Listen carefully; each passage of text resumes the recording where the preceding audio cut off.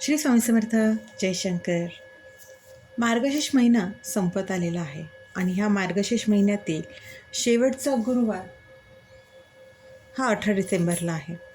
आपण संपूर्ण मार्गशीर्ष महिन्यामध्ये गुरुवारी किंवा संपूर्ण मार्गशीर्ष महिना महालक्ष्मीची सेवा केलेलीच आहे. त्याचप्रमाणे हा जो शेवटचा गुरुवार आहे, या दिवशी ज्यांना कुठलीच सेवा महिनाभरात करायला जमली नसेल तर शेवटच्या गुरुवारी महालक्ष्मीची ही साधी सोपी सेवा आहे, ती आवर्जून करावी. महालक्ष्मीची सेवा केल्याने आपल्याला आपल्या घरात सुखसमृद्धी, धनधान्याची भरभराट याची प्राप्ती नक्कीच होते. कारण का महालक्ष्मीचा आशीर्वाद आपल्याला ह्या सगळ्या गोष्टींसाठी उपयुक्त ठरतोच. त्यासाठी आपल्याला कष्टही करावेच लागतात, कष्टाला पर्याय नाही.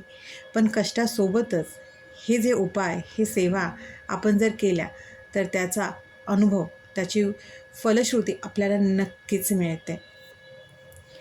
तर आपल्याला शेवटच्या गुरुवारी काय सेवा करायची आहे, तर आपल्याला महालक्ष्मी अष्टकम हे जर जमलं तर 16 वेळा महालक्ष्मी अष्टकमचा पाठ आवर्जून करा. कारण का महालक्ष्मी अष्टकम ही खूप सुंदर सेवा आहे महालक्ष्मीला प्रसन्न करून घेण्याची. जर महालक्ष्मी अष्टकम स्तोत्राचे पाठ करायला जमत नसेल, सकाळी 9 वेळा आणि संध्याकाळी 9 वेळा असे जरी त्या दिवशी हे महालक्ष्मी अष्टकमचे पाठ करा.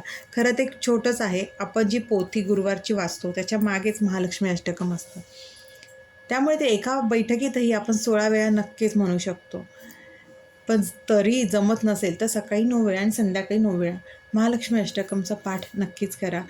आणि एक माळ जो महालक्ष्मीचा मंत्र आहे, तो एक माळ आपल्या महालक्ष्मी समोर बसून, जी आपण गुरुवारी पूजा म्हणतो त्या पूजेसमोर बसून त्या मंत्राचा 108 वेळा म्हणजे एक माळ मंत्र जप करायचा आहे. तो मंत्र कुठला आहे, तर तो मंत्र आहे ओम श्रीम ह्रीम क्लीम श्रीम सिद्ध लक्ष्मी नमः. पुन्हा एकदा तो मंत्र सांगते. तो मंत्र म्हणजे ओम श्रीम ह्रीम क्लीम श्रीम सिद्ध लक्ष्मी नमः. या मंत्राचा एक माळ जप आपल्याला आपण जी पूजा मांडणी केलेली आहे त्यासमोर बसून आवर्जून म्हणायचा आहे. महालक्ष्मीची कृपा प्राप्त होण्यासाठी हा मंत्र बोलायला खरंच विसरू नका. या मंत्राचा एक माळ जप आवर्जून करा. महालक्ष्मी अष्टकमचा पाठ आवर्जून करा. ह्या दोन्ही सेवा जर केल्या तर अतिउत्तम. ही सेवा स्त्री पुरुष कुणीही करू शकतो. प्रत्येकाची इच्छा असतेच की आपलं घर सुखसमृद्धीने धनधान्याने भरलेलं असावं, आपल्या घरामध्ये सदा लक्ष्मीचा वास असावा. त्यासाठी आपल्याला ह्या सेवा करायच्या आहेत आणि मुळात आपल्या स्वतःमध्येही तसेच सकारात्मक बदल घडवायचे आहे. आपले कर्म कष्ट नक्कीच प्रामाणिक असायला हवे. आपले कष्ट कर्म प्रामाणिक असतील तर ह्या आध्यात्मिक उपायांची आपल्याला नक्कीच मदत होत असते. त्यामुळे आपल्या कष्टासोबतच ह्या आध्यात्मिक उपायांचा, ह्या अध्यात्माचा नक्कीच उपयोग करून घ्या आणि आपल्या आयुष्यात सकारात्मक बदल नक्कीच घडवून आणा. मार्गशीर्षातला हा शेवटचा गुरुवार आवर्जून ह्या दोन्ही सेवा महालक्ष्मीला प्रसन्न करण्यासाठी करा आणि महालक्ष्मी आपलं सगळ्यांचं घर सुखसमृद्धीने नक्कीच भरून देईल.